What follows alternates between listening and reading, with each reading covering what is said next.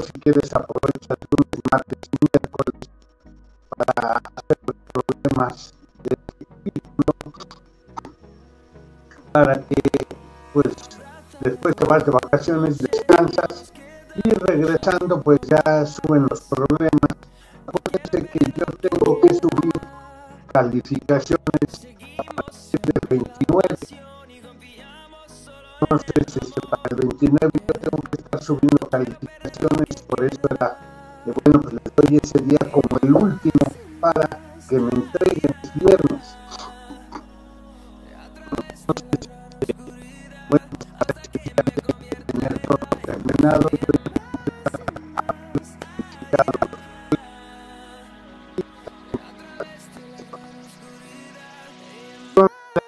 hacer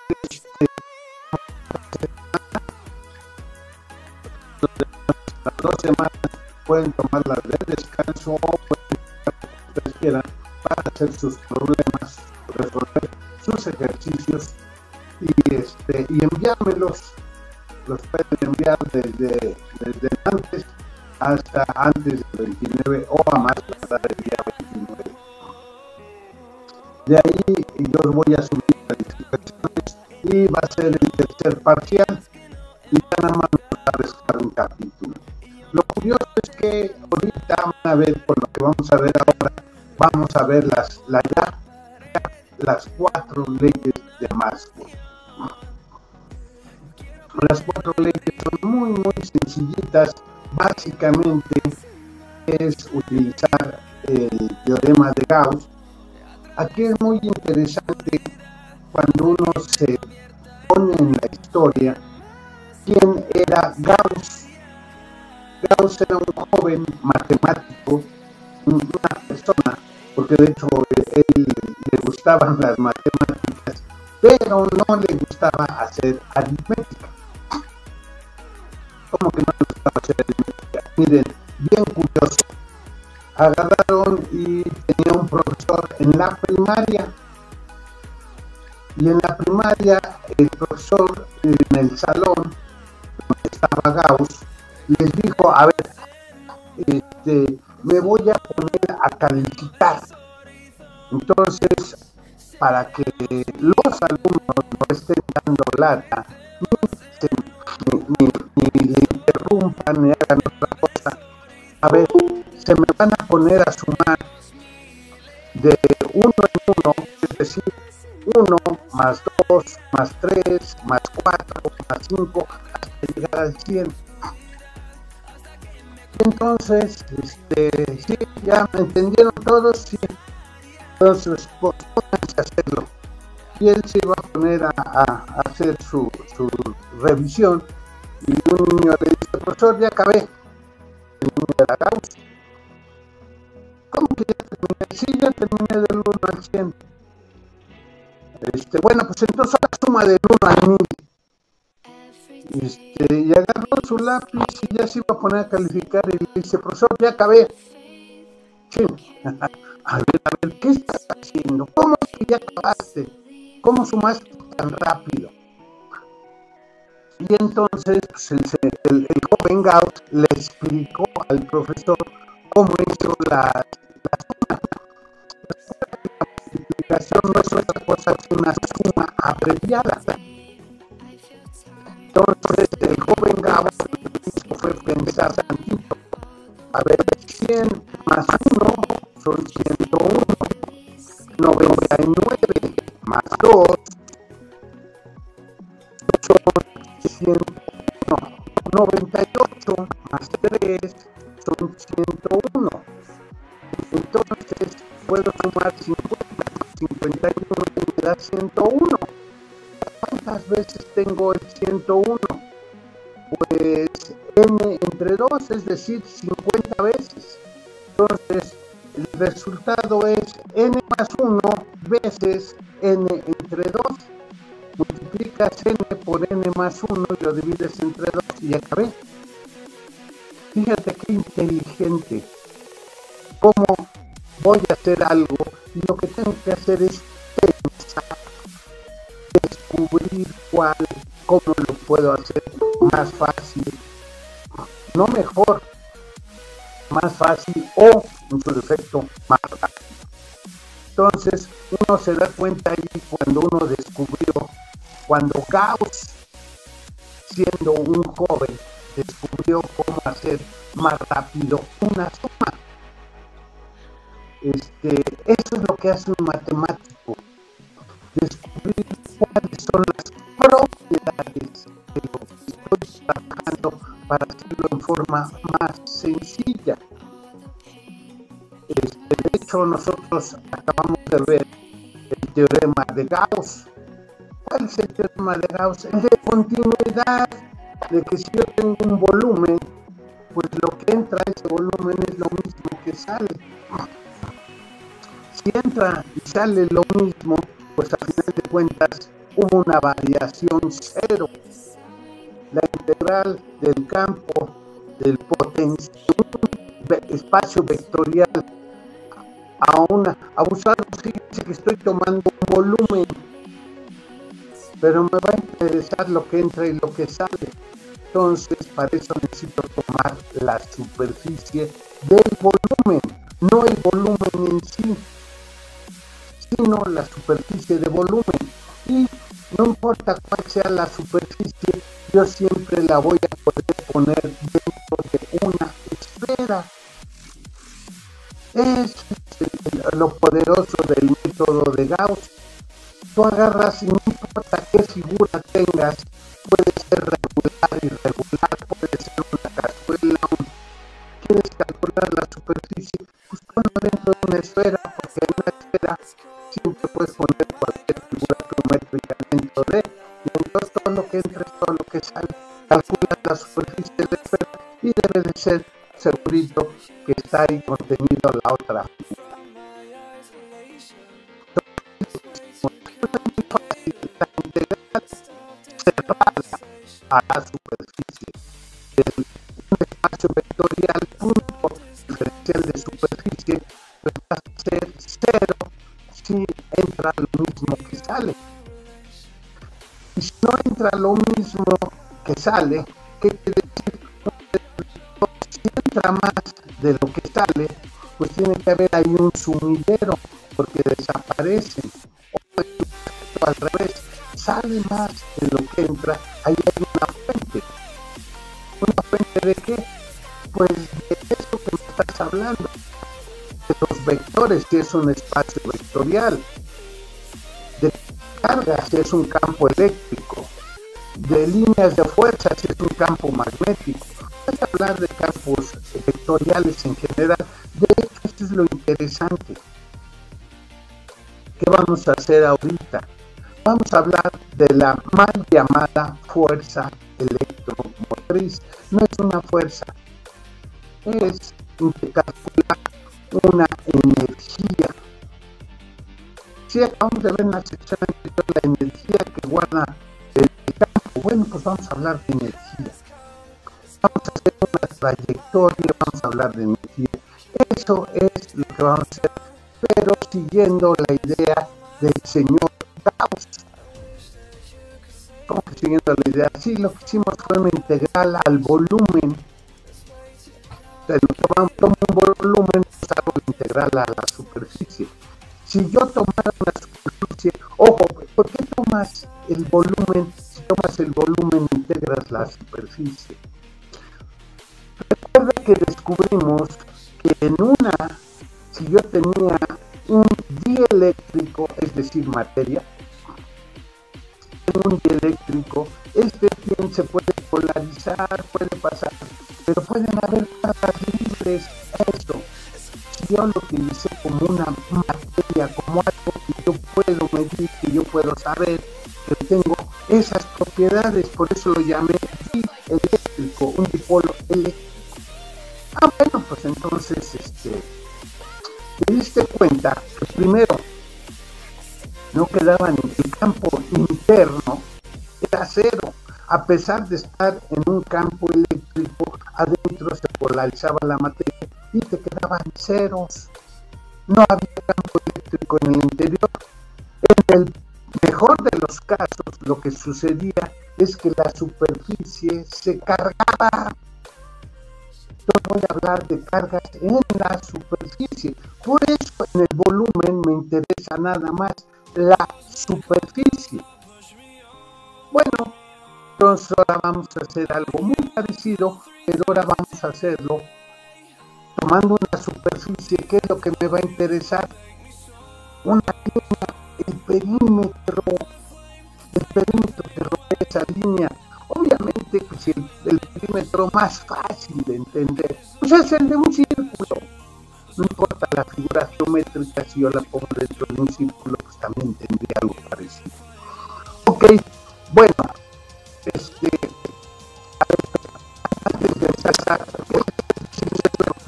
porque vamos a ver exactamente eso.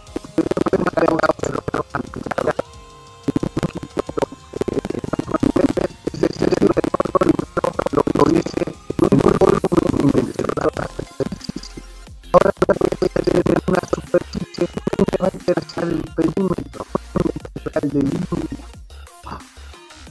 Ok. Antes de irme al libro, ¿alguna pregunta, alguna duda, algún comentario, compañeros? ¿Todo bien? Bueno, si nadie habla, pues entonces vayamos al libro. Vamos a pedirle que proyecte una pestaña. Vamos a poner el libro, vamos a decirle que vamos a compartirlo y entonces vamos a esperar tantito a que termine de cargar el libro. Ok. ¿De qué vamos a hablar de esta clase? Fíjate que las clases pasadas hablamos de propiedades de la materia. Hablamos de la capacitancia, de la resistencia. Hoy vamos a hablar de un campo magnético, pero antes de hablar de un campo magnético vamos a hacer un planteamiento general. Por eso les hablaba de la ecuación de Gauss. ¿Para qué me sirve Gauss? La ecuación de Gauss, el teorema de Gauss, me sirve para tener un formalismo matemático que invariablemente se cumple. ¿Eso qué quiere decir? Que si tú sabes cómo hacer eso, pues siempre va a cumplir esa regla.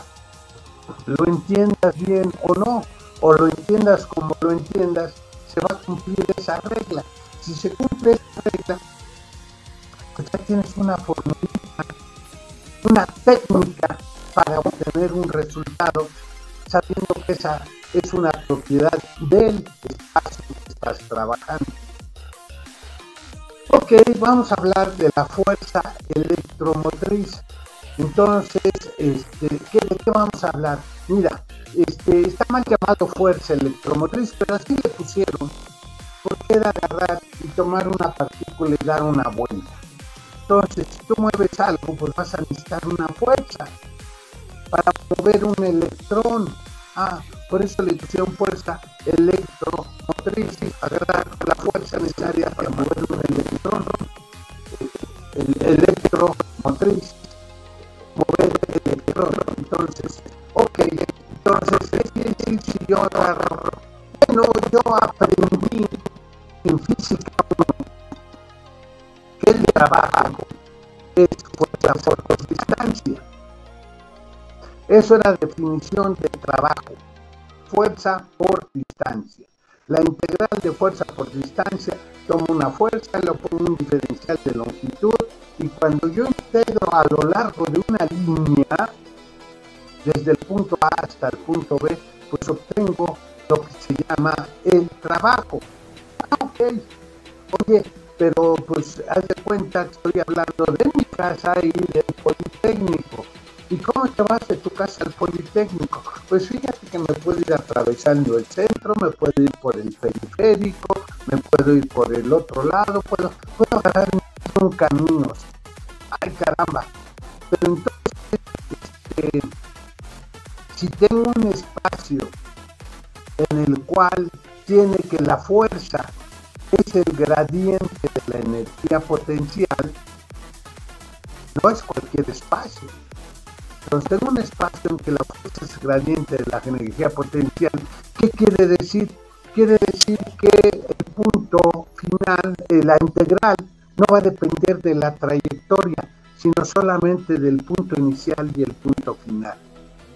No importa el tiempo, lo que voy a hacer, ¿por qué? Porque voy a hablar de que tengo una energía, y esa energía, si me paso de energía, pues el sistema me la devuelve. A eso se le llama un sistema conservativo. Y es lo primero que nos empieza a explicar aquí en el libro. Entonces, ¿qué es lo que me dice? Bueno, pues agarra un espacio vectorial que el que tú quieras. Ojo, esto es para cualquier espacio vectorial.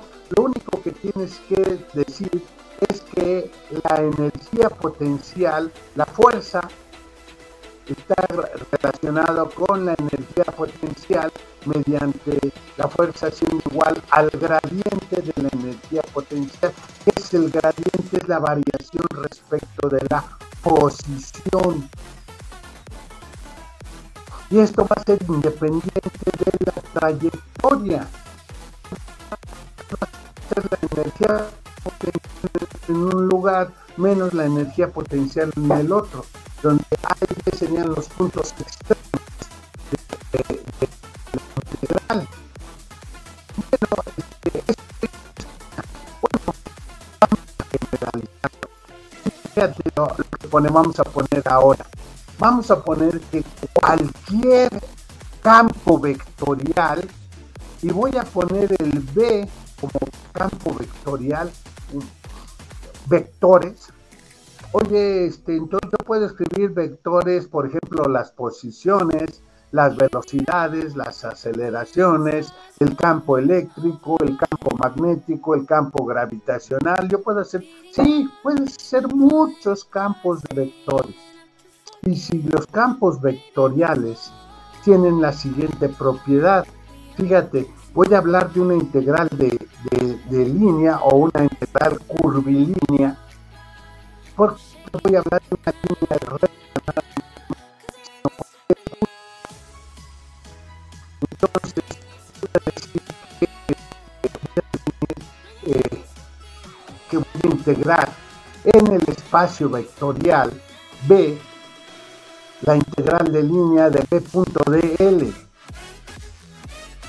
A esto le voy a decir, bueno, pues es el trabajo, es la energía que voy a tener ahí.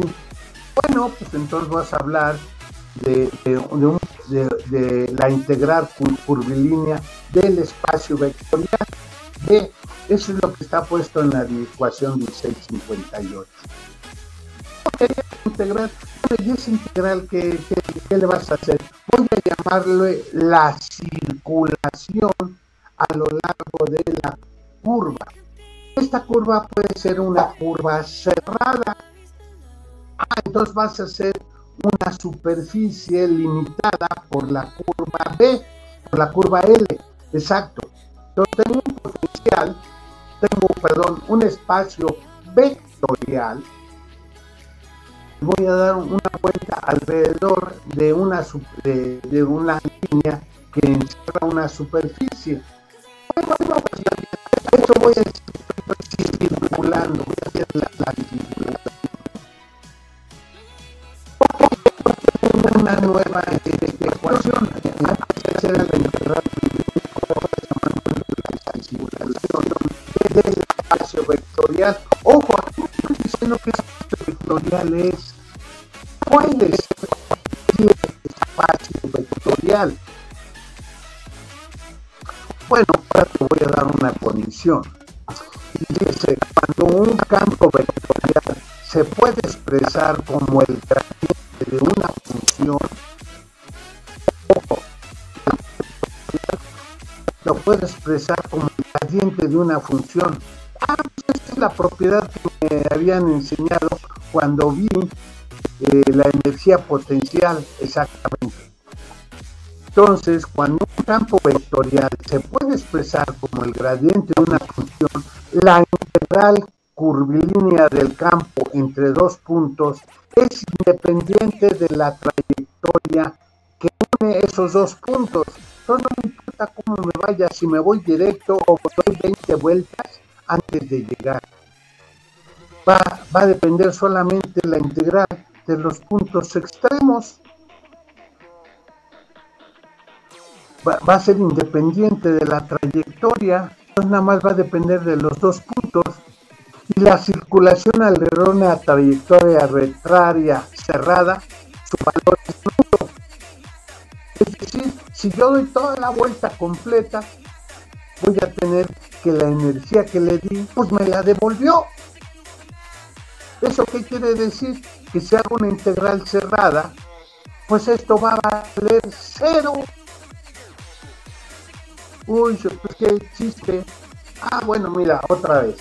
Entonces, esto te lo puedo escribir como acuérdate que el campo eléctrico es menos el gradiente del potencial eléctrico. Si tengo a P potencial eléctrico, entonces lo que tengo es la circulación del campo eléctrico a través de una trayectoria cerrada. Y esto te estoy diciendo que si hago la trayectoria cerrada, esto va a ser cero. ¿Esto qué quiere decir? Que no gané ni perdí energía, simplemente me hice pato, le di una vuelta completa. Oye, pero no es cierto.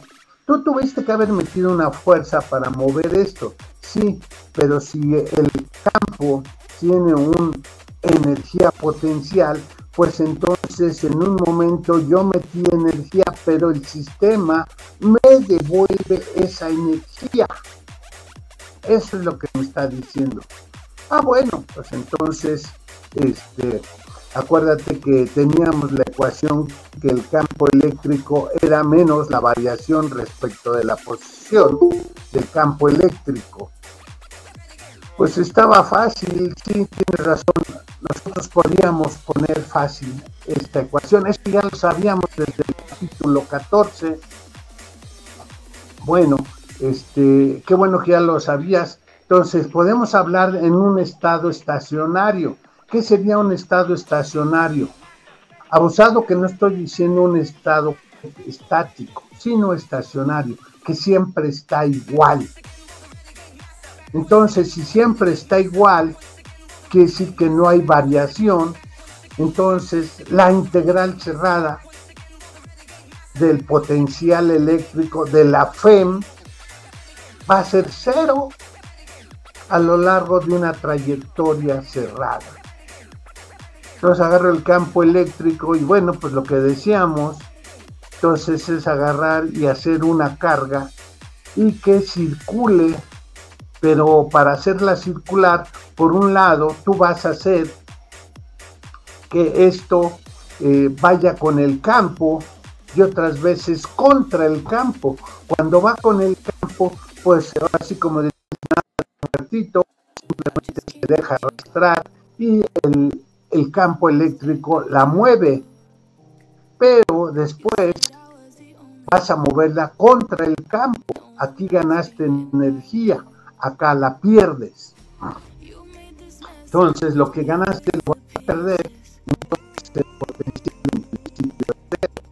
Ok, esa es la ecuación 1662. ¿Qué es lo que me está diciendo? La FEM o circulación, abusados, voy a hablar de la circulación porque estoy hablando alrededor del perímetro de una superficie.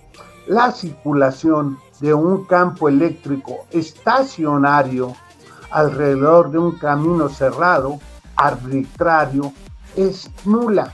¿Eso qué quiere decir? Que pues lo que gané, luego lo tuve que perder porque tuve que regresar al mismo lugar. Yo al salir de allí, tal vez hice un poco de trabajo. Si tú hiciste el trabajo, ahora el sistema te lo devuelve. Y si el sistema le ganaste energía al sistema, pues el sistema después te lo cobra. Y entonces, pues ni gané ni perdí, quedé igual. Exactamente, si regresas al mismo lugar, quedas exactamente igual. Es decir, no hay ganancia. Entonces, aquí puedo hablar de tres cosas. puedo hablar del potencial eléctrico, pero ese ya sé que es cero en una trayectoria cerrada, en una circulación. Sí, pero entonces puedo hablar del campo eléctrico o de la trayectoria. ¿Cuál de las dos desconozco? Ya sé que la integral del campo eléctrico a través de una trayectoria cerrada, y no me interesa la geometría, esto vale cero. Entonces si yo sé el campo eléctrico, puedo descubrir la geometría.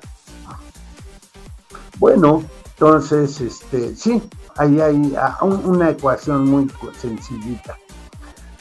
Bueno, me regreso a lo que yo estaba estudiando. ¿Qué es lo que estabas estudiando? Pues lo de las resistencias. ¿Qué no te acuerdas? Estábamos hablando de la capacitancia, de la resistencia. Ok. Entonces, yo sé que en un circuito, que en un pedacito de alambre, de un conductor, pues puedo ponerlo dentro de un campo eléctrico, y entonces ese material, ese dieléctrico, va a cumplir la ley de Ohm. Acuérdate que la ley de Ohm siempre se cumple. ¿Cuál es la ley de Ohm? El potencial B es igual a la resistencia por la corriente. Bueno, entonces fíjate que si es una trayectoria cerrada, pues esto va a ser cero. Si la trayectoria no es cerrada, bueno, pues entonces la resistencia es un factor geométrico, entonces van a ser la variación de los electrones de una posición a otra. Eso es una corriente, la variación en el tiempo. Ojo, en estado estacionario esto vale cero. Eso es exactamente lo que me acabas de decir en la ecuación 1662. Cuando agarro yo una trayectoria, no me importa cuál, es cerrada, la integral es nula. Chin, híjole. Entonces, bueno, pues ¿qué es lo que me estás diciendo? Pues que la corriente era cero, o que no había corriente. Vas y regresas al mismo lugar, pues entonces, como estás yendo y regresando al mismo lugar, pues a final de cuentas, tomo esos dos instantes y la carga, pues está en el mismo lugar, no cambió de posición, entonces cero. Pero, si fuera un circuito eléctrico, yo sé que aquí hay una resistencia, hay una disipación de energía. Bueno, entonces voy a poner el potencial a lo largo de una trayectoria L. Eso va a ser R por I, pero esto es lo que llamamos la circulación. La FEM, la fuerza electromotriz, la circulación de... ¿Qué quiere decir circulación? Pues eso, que está dando vueltas algo. Ok, entonces si hablo de la circulación, hablo de la fuerza electromotriz. Bueno, pues me doy cuenta, para empezar, que si el conductor se coloca en un campo eléctrico estacionario, ¿qué quiere decir estacionario? Que siempre está igual. Entonces voy a tener que el potencial eléctrico va a ser cero. Pero si el potencial eléctrico es cero, quiere decir que la integral del lado izquierdo de la ecuación 1664, pues va a ser cero, porque no importa lo que hagas, cero por cualquier cosa es cero, y la suma de ceros es cero, la integral de cero es cero. Pero entonces eso va a ser una constante, que es la resistencia por la corriente. Pero la resistencia es una constante que es distinta de cero. Pues no me queda entonces otra que la corriente es cero. Es decir, el campo eléctrico estacionario no puede mantener una corriente en un circuito cerrado. Fíjate lo que estoy implicando ahora. Ahora el campo eléctrico estacionario, y ojo, estacionario, no puede mantener una corriente. ¿Por qué? Porque la corriente en un momento, pues en un instante va y en otro regresa.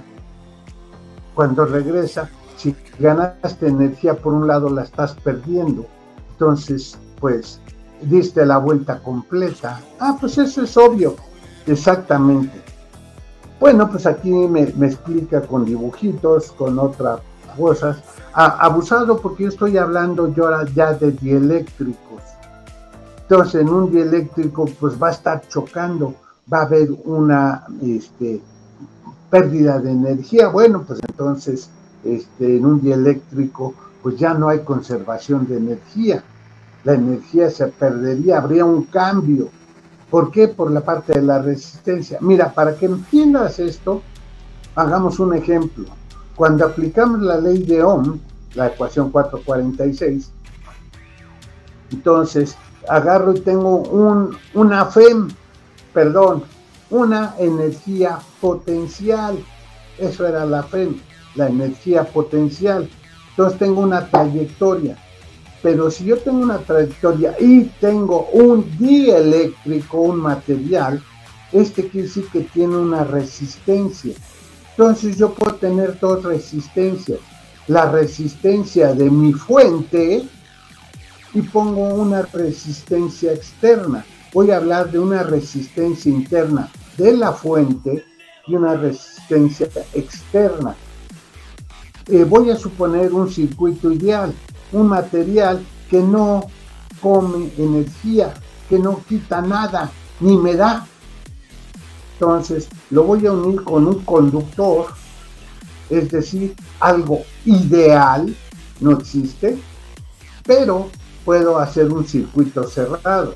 Y entonces si hay una diferencia de potencial y yo la estoy generando, pues entonces sería abusado. Aquí algo muy importante, la resistencia externa, que es una parte de poner un dieléctrico. ¿Cuál dieléctrico? El que tú quieras, toda la materia es dieléctrica. Pero aquí me toman en cuenta la resistencia interna de mi fuente. Sí, lo que te estoy diciendo es que un generador, una batería, una pila, lo que sea, tiene una resistencia interna. Esto lo vas a ver más adelante. Y esta resistencia interna, si tú compras una pila y no la usas, esta resistencia interna va creciendo con el tiempo. Por eso es importante aprender aquí algo, pero lo vamos a ver más adelante.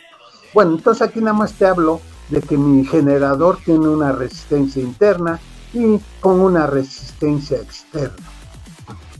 El potencial menos la resistencia interna, que sería la resistencia interna por la corriente, pues sería un voltaje. Entonces le quito un voltaje, entonces sería el voltaje que detectaría mi resistencia externa. Bueno, pues esto está fácil. Bueno, si entiendes el ejemplo, ¿por qué? Porque fíjate que te voy a enunciar entonces un método para calcular las corrientes que existen en una red eléctrica. Y a esto se le llaman las leyes de Kirchhoff o Kirchhoff. Este señor, otra vez, otro extranjero, un alemán que estudió lo que pasaba aquí, pero es muy fácil de entender. Mira, agarro y pongo una figurita un poquito más complicada, la figura 1634, una red eléctrica. Y entonces me doy cuenta que en esta red yo puedo seguir una trayectoria cerrada, yéndome por la línea, por la circulación 3, o puedo hacer una pequeña en la circulación 1 o otra en la circulación 2. Voy a poner una fuente de voltaje E1, potencial eléctrico, pongo una resistencia 1, pongo un nodo. ¿Qué es un nodo? Un lugar donde llegan una bifurcación, llega un punto y salen dos, o llegan dos puntos y sale uno, como quieras, una bifurcación. Entonces tengo más de una opción. Entonces hablo de la resistencia 1, 2, 3, 4, 5, 6, hablo de 6 resistencias, hablo de los nodos A, B, C y D, hablo de dos fuentes de voltaje, la fuente 1 y la fuente 2 de potencial, y por lo tanto en cada circuito pues tengo una corriente. Entonces tengo la corriente en el circuito 3, tengo la corriente en el circuito 1.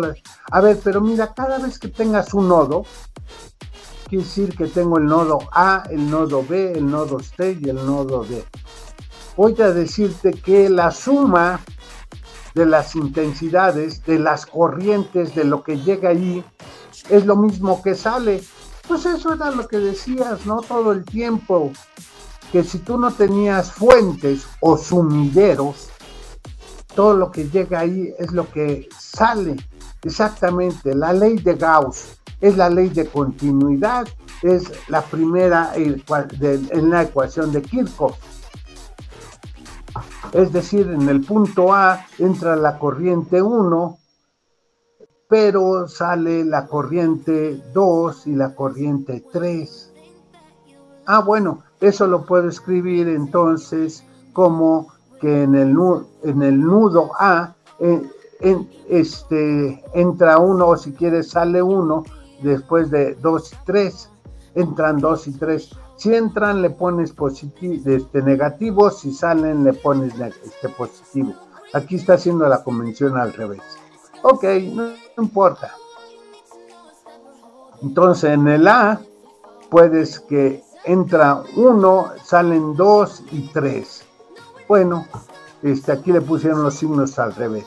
En el punto B, entonces entra, sería menos 3, pero salen I5 y I4.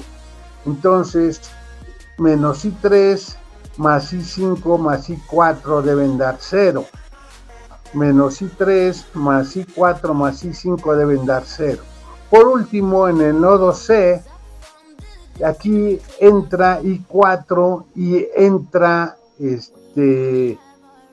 I2. Entonces estos dos serían negativos y sale I6, y I6 sería positivo. Ok, entonces tengo menos I2 menos I4 más I6 igual 0.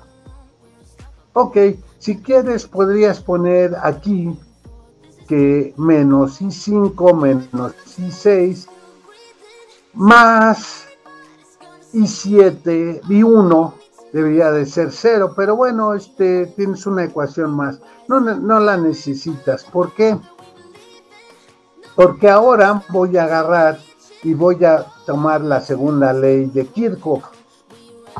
Y lo que dice la segunda ley de Kirchhoff es que lo que acabamos de enunciar ahorita, si tú das una vuelta completa, pues tienes que terminar con que esto vale 0.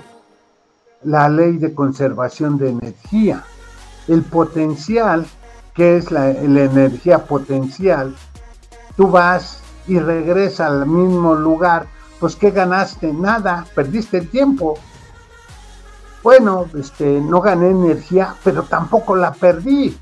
Entonces, si doy una vuelta completa, el potencial, la energía potencial debe ser 0. Es decir, tengo la misma cantidad de energía. Bueno, eso es lo que quiere decir la suma de las caídas de potencial a lo largo de cualquier camino cerrado en una red es nula. Es decir, la suma de lo que hay ahí tiene que ser 0. Pues eso es lo que planteamos acá, fíjate. Esto era lo que acabamos de ver aquí, en que el potencial eléctrico, la energía potencial del campo eléctrico en una trayectoria cerrada es 0. La FEM o circulación de un campo eléctrico estacionario alrededor de un camino cerrado arbitrario es nula. Ah, pues es la ley de Kirchhoff. Sí, lo podías haber tomado desde aquí. Bueno, entonces, ¿qué es lo que está diciendo? Pues si tú ves la figurita, entonces voy a tomar 3 círculos. Uno que me corresponde a la resistencia 3 con la corriente 3, la resistencia 4 con la corriente 4 y la resistencia 2 con la corriente 2 y el potencial 2. Entonces escribo eso. Tengo que menos la resistencia 2 por la corriente 2, más la resistencia 3 por la corriente 3, más la resistencia 4 por la corriente 4, menos el potencial, según la segunda fuente de voltaje, pues esto me tiene que dar 0 porque di toda la vuelta. Esto es para el recorrido 1, esta mallita. Aquí tengo el recorrido 2, bueno, pues abusado, siempre tienes que seguir una misma dirección y entonces pones cuáles son positivos y negativos. Y hago lo mismo. Y escribo las tres ecuaciones, las tres valores, R5 más por I5 menos R6 por I6 menos R4 por I4. Aquí no hay fuentes, aquí solamente hay resistencias y corrientes, que esto me daría una diferencia potencial, pues entonces ya terminé. Y por último agarro y entonces veo aquí el circuito 1. En el circuito 1 tengo una fuente de potencial E1, tengo una resistencia 1, tengo una resistencia 2, tengo una resistencia 6. Bueno, pues entonces la misma corriente que entra es la que sale, entonces pongo la I1 que pasa por R1, por la resistencia 2 pasa una corriente 2, pero tengo una fuente de voltaje E2, tengo la resistencia 6, una corriente 6, y pues ya regresé porque pasé por el nodo 6 y regreso a la fuente de voltaje. Pues pongo eso, la resistencia 1 más la resistencia 2 más la resistencia 6, claro, cada uno con su respectiva corriente, menos la fuente de voltaje, y la otra fuente de voltaje, bueno, es que están alternadas, están puestas una al revés de la otra. Bueno, entonces, esto me debe dar 0. Fíjate cuál es la pregunta aquí. ¿Cuáles serían las corrientes? ¿Cuántas corrientes tienes? Pues tengo 6 corrientes, tengo 6 resistencias, 1, 2, 3, 4, 5, 6, pues tengo 6 corrientes. Entonces me preguntarías qué corriente hay y cuánto vale la corriente para cada una de las resistencias. Entonces tengo 6 incógnitas, pero fíjate, ojo, aquí tengo 6 ecuaciones con 6 incógnitas. Pues ya está resuelto tu problema. Acuérdate de la secundaria, cuando te daban 2 rectas, te daban 2 ecuaciones con 2 incógnitas y lo podías resolver por suma y resta, igualación, sustitución, determinantes y gráficas. 5 métodos para resolverlo. Pues igual aquí, o si quieres utiliza el método de Gauss, que es el más general, que es una combinación de varios. Bueno, pues aquí tenemos otra vez lo mismo. Tengo una combinación de diferentes métodos. Y lo único que tengo que hacer es hacer esto. ¿Te fijas todo el poder que tuve con utilizar simplemente una vuelta cerrada? El teorema de Gauss. Pero ahora ya debo de volverme, puedo volverme un experto en circuitos.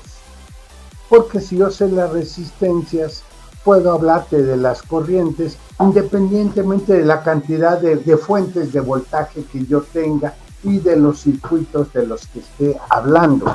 Entonces yo tengo diferentes circuitos y para cada circuito tengo una fuente de voltaje, o puedo tener muchos o ninguno, o tal vez una sola fuente de voltaje.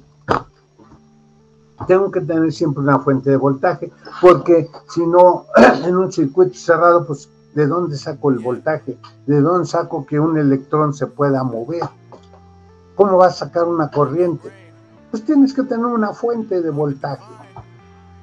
Ok, entonces ahora ya me puedo volver experto en circuitos. Bueno, pues vamos a recordar ahora. Fíjate que estoy hablando de un circuito, de que doy vueltas alrededor de, pero si tú recuerdas la ley de Ampère-Laplace, era exactamente eso. Hablábamos de una corriente y cuando tenías una corriente creabas un campo magnético. y entonces el campo magnético era μ0 y la corriente entre 2pi, dependiendo de qué distancia, por un vector de ángulo. Bueno, oye, pero tú me hablaste, cuando hablaste ahorita en la sección anterior, de hablar de una trayectoria cerrada, de una superficie, hablabas de la circulación, exacto, hablé de la circulación eléctrica.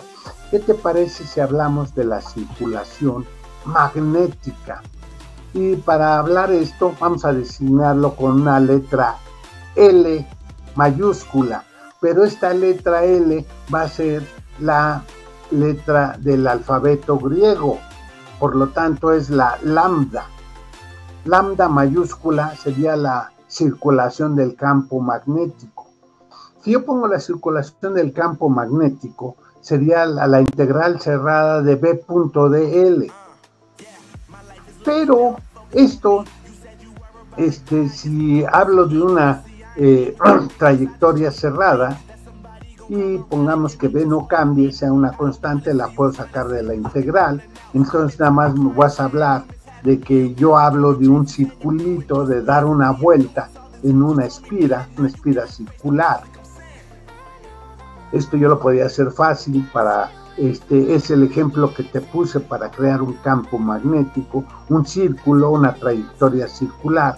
Bueno, pues entonces sería el campo magnético creado alrededor de un alambre y le doy un círculo, pongo una distancia R constante. Ese sería un círculo. Bueno, entonces la integral cerrada sería un círculo, sería el campo magnético por L, pero el campo magnético es μ0 y 2pi r por un vector.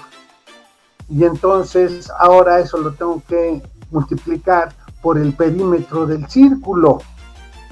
¿Y cuánto vale el perímetro? Pues 2pi r. Ah, bueno, entonces lo que tú me estás diciendo, en pocas palabras, es que la trayectoria, la circulación, va a ser μ0i. Exactamente. Fíjate que aquí el libro agarra y entonces ahora me lo vuelve a explicar, pero ahora va a poner que puedo tener diferentes círculos, no importa, ok, no pasa nada. Voy a poner en cada uno de los círculos una distancia R. Bueno, pues entonces va a depender de qué quieras integrar. Pero entonces B sería la circulación, lambda B sería la circulación o la integral cerrada a lo largo de una trayectoria de B.dl. ¿Qué trayectoria te gustaría hacer? L1, L2, L3. Son círculos alrededor de, todos tienen un campo magnético. El campo magnético pues va a depender de L, pero supongamos que no dependiera del radio. Bueno, pues entonces el radio lo voy a meter adentro y voy a tomar un vector unitario θ. Entonces tengo que μ0i entre 2pi, la integral de un vector unitario θ.dl, abusados. Aquí la trayectoria L y el vector unitario son paralelos. Es decir, estoy tomando el ángulo, es decir, la variación entre dos posiciones, y la trayectoria que estoy siguiendo es el perímetro del círculo. El Uθ y dl son paralelos y lo estoy tomando a una distancia R. Si yo hago esto, fíjate que me doy cuenta de que Uθ dl no es otra cosa más que hablar de un ángulo. Si yo hablo de ese ángulo, entonces lo que estoy hablando es de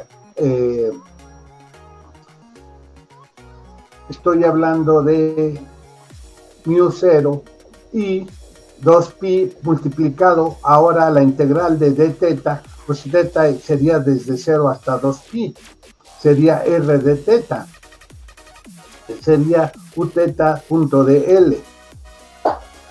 Entonces el R de arriba se cancela con el R de abajo y nada más me queda el d teta, pero al integrar integré a 2pi, entonces tengo μ0i.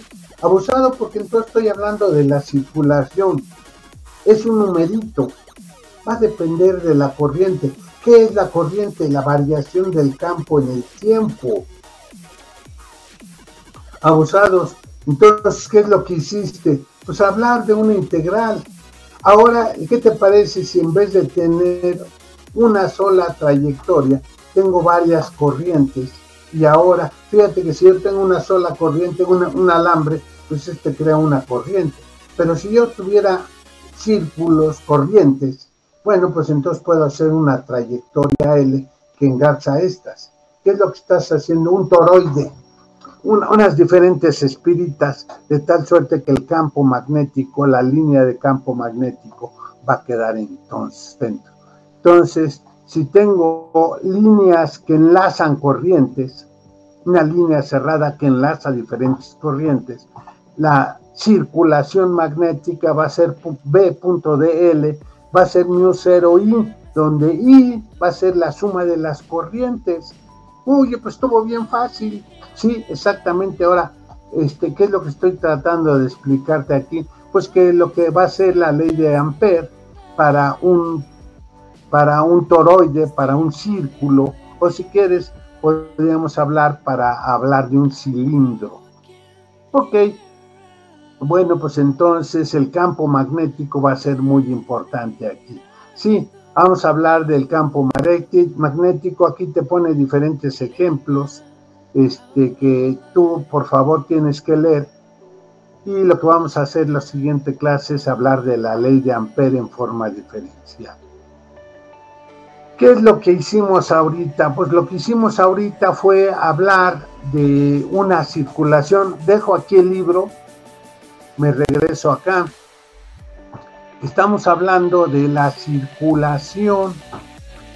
Antes hablábamos de la circulación del campo eléctrico, ahora estamos hablando de la circulación del campo magnético. Pero esa era la ley de Ampère. Eso ya lo habíamos visto en el capítulo 15, ¿te acuerdas? Por eso, entre comillas, ¿qué es lo que vamos a hacer? Vamos a hacer lo mismo que hicimos para el dieléctrico. Ahora, en vez de que sean dieléctricos, vamos a hablar de diamagnéticos, dipolos magnéticos. Vamos a hacer todo lo mismo, exactamente igual, y con eso vamos a terminar este capítulo. Bueno, ya me adelanté mucho. Preguntas, dudas, comentarios, algo que quieran decir, compañeros. Nos restan 7 minutos, ¿sí? Entonces, sí, lo que estamos haciendo es, vamos a hacer algo muy, muy parecido a lo que hicimos en la ecuación de Gauss, y lo que hablábamos allá es de un volumen y hablábamos de una superficie, la integral del campo eléctrico, punto diferencial de superficie. Ahora vamos a hacer la integral del campo eléctrico, campo magnético, del campo que tú quieras, la circulación a lo largo de una línea que encierra una superficie. A mí me interesa, ¿por qué? Porque estoy hablando ahora de una línea, estoy hablando de la ecuación de Ampère, la de Ampère-Laplace, pero estoy entendiendo lo mismo que hiciste con el campo. Sí, es una propiedad del espacio vectorial. Ojo que cuando voy y regreso, pues lo que gané lo perdí, entonces vale 0. Pero si no ganas lo que pierdes, entonces eso va a ser distinto de 0, y eso pues sería hacer una corriente, mover algo a través de. Y si yo tengo una corriente, tengo un campo magnético. Esa era la ecuación de Laplace, de Ampère-Laplace en el capítulo anterior. ¿Te fijas? Que estoy yo haciendo aplicación, pero oye, y si, pues entonces si hago un círculo cerrado, pues eso va a ser 0. Sí, no importa si sea eléctrico, magnético o el que sea, va a ser 0, sí, siempre y cuando la fuerza la escribas como, el campo sea el gradiente de una función. Eso fue súper fuerte, eso es súper poderoso, y eso me lo enseñaron en Física 1, que la energía potencial era el gradiente de, perdón, sí, el campo, el potencial gravitacional era el gradiente de la energía potencial. La energía es una función escalar. Si yo saco el gradiente, la variación respecto de la posición, entonces sería que E o G o E, B o lo que tú quieras es menos la variación respecto de la posición de esto. Entonces esa variación la mandas integrando y es el DL que te queda. Entonces la variación respecto de DL sería el campo eléctrico punto DL o el campo magnético punto DL, y esto va a ser el potencial en caso de campo eléctrico. En caso de campo magnético, pues no hay una, pero es la circulación. Eso lo puedo medir. Ah, bueno, pues entonces eso lo puedes medir, lo puedes detectar. Pues eso es algo que está ahí y es lo que estamos viendo ahorita. Preguntas, compañeros, dudas. Nos quedan 3 minutos para que se corte esto. ¿Alguna pregunta, alguna duda? Si no, abusados, esta semana terminamos este capítulo. Vayan haciendo ya sus problemas. Si tienen alguna duda, algún comentario, algo que no quede claro. Ojo, en el libro van a darse cuenta que otra vez pusieron 2 hojas, cambiaron el orden. Entonces aparece primero la segunda hoja y luego la primera. Y así también en los problemas hay unas hojas que pusieron primero la segunda y luego la primera, y entonces uno no encuentra si va de corrido, pues como que se saltó, pero si te vas a la siguiente hoja te das cuenta que sí están ahí los problemas, que sí está todo completo, lo que está en desorden, ¿sí? Hay que tener cuidado. Abusados. Preguntas, compañeros, dudas, comentarios, algo que quieran decir. Bueno, pues entonces pásenla bien, échenle ganas, nos vemos mañana, que tengan bonito día. Me despido, compañeros, bye.